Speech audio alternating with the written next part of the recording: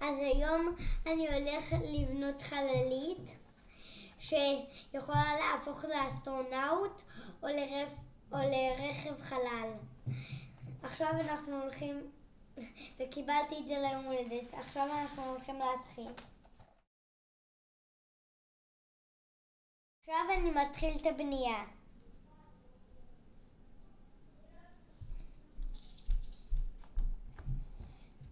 גם תתחיל עוד פעם איתם.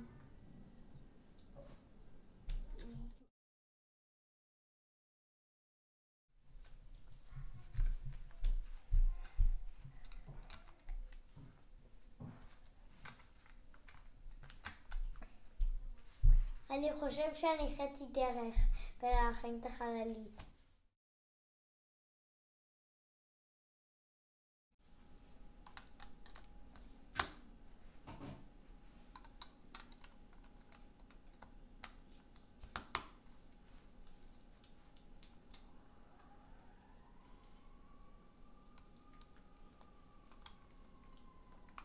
שתיים, שלוש, שגר! בבקשה תירשמו לערוץ שלנו ותלחצו על הפעמון.